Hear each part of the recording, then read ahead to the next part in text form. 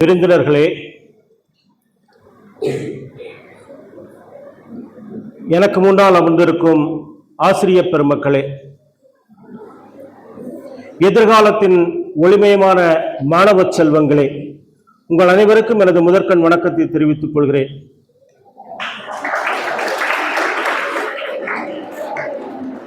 உங்களில் நிறைய பேரை எனக்கு தெரியும், என் குரல் உங்களுக்கு தெரியும். அதுபோல இங்கிருக்கும் ஆசிரியர்கள் பலருக்கும் என்னை பற்றி தெரியும், என் குரலையும் கேள்விப்பட்டிருப்பீர்கள். நான் என்னுடைய உரைக்கு செல்வதற்கு முன்னாக நமது முதல்வர் அவர்களுக்கு நன்றி தெரிவித்துக் கொள்கிறேன்.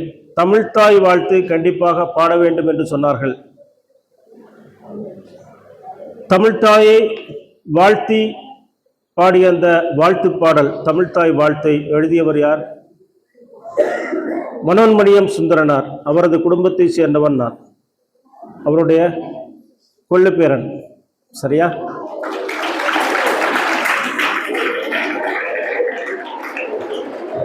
ஆகவே எனது முதற்கண் நன்றியை தெரிவித்துக் கொள்கிறேன்.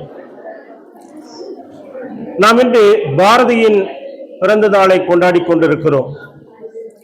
பாரதி ஒரு புரட்சியாளன். அவர் புதுமையின் முனிவர் என்று கூட அவரை சொல்வார்கள். உற்சாகத்தின் உயிரோடு பாயும் கவிஞர் அவர்.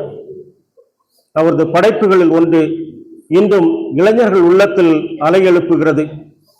அக்னி குஞ்சொன்று கண்டேன், அதை அங்கொரு காட்டில் ஓர் பொந்திடை வைத்தேன். இது நீங்க எல்லாரும் கேட்டிருப்பீங்க. இதோட பொருள் தெரியுமா? யாருக்காவது இதன் பொருள் ஓரிரு வார்த்தைகளில் சொல்ல முடியுமா? பரவாயில்ல. அதற்கு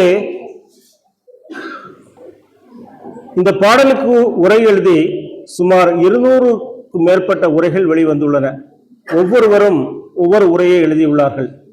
பாரதி என்ன நினைத்து எழுதியிருப்பான் என்று எனக்கு தோன்றுகிறது என்பதை பற்றித்தான் நான் இங்கே பேச உள்ளேன். அக்னி குஞ்சொன்று கண்டேன் அப்படின்னு சொல்லி அவர் சொல்றாரு.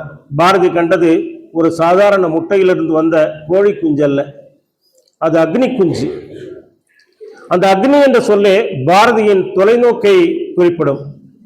அவர் பார்க்கிறார், தீ கொழுந்து விட்டு எரிகிறது. ஆனால் அது அழிக்கும் தீ அல்ல, உள்ளத்தை குளிர வைக்கும் அறிவித்தீ, உலகத்தை மாற்றும் துணிச்சலான தீ அது. மாணவ செல்வங்களே, நீங்களே அந்த அக்னி குஞ்சுகள் என்று நான் நினைக்கிறேன். பாரதி கண்ட அக்னி குஞ்சு என்பது இன்றைய இளைஞர்களின் உருவகப்படம். அந்த கவிதையின் உயிருள்ள வரிகள் ஒரு குஞ்சு பற்றி சொல்லிய வரிகள் அல்ல, அவை இளைஞர்களின் பொறுப்பை, அவர்கள் என்னென்ன செய்ய வேண்டும், இந்த நாட்டிற்கு செய்ய வேண்டும், இந்த சமூகத்திற்கு செய்ய வேண்டும் என்பதை பற்றி சொல்லிய வரிகள் அவை. உலகத்தை மாற்றப் போகிறவர்கள் நீங்கள், உலகம் இன்பமாக இருக்க போகிறது என்று பாரதி உங்கள் மீது நம்பிக்கை கொண்டிருந்தார். உங்கள் மீது அவர் வைத்த நம்பிக்கை தான் அக்னி குஞ்சு என்று உங்களை அவர் எழுத தூண்டியது. அக்னி குஞ்சை தன் உள்ளத்தில் வைத்து தாளாட்டியவர் பாரதி.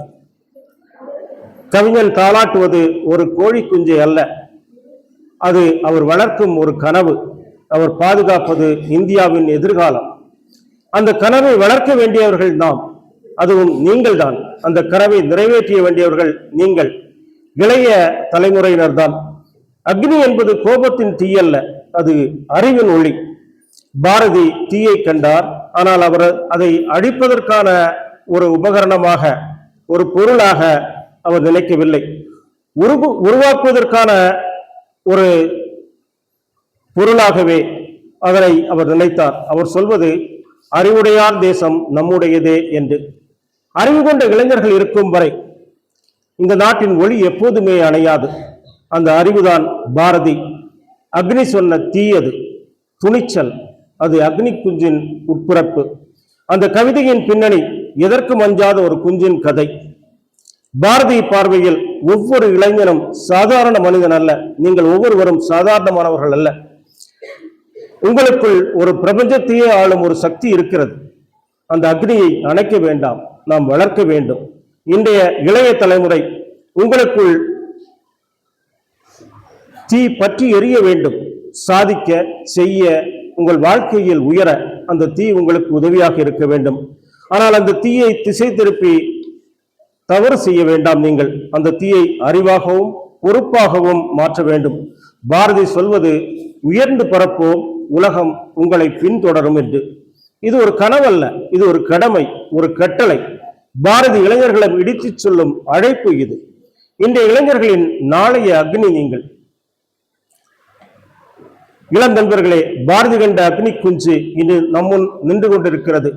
உங்களின் உருவத்தில், உங்களின் கண்களில், உங்களின் கனவுகளில் அது நின்று கொண்டிருக்கிறது. நீங்கள் முன்னேறினால் இந்த நாடு முன்னேறும், தமிழும் உயரும், பாரதியின் கனவும் நிறைவேறும். பாரதியின் தீ நம் உள்ளத்தில் என்றும் எரியட்டும். வாழ்த்துக்கள்.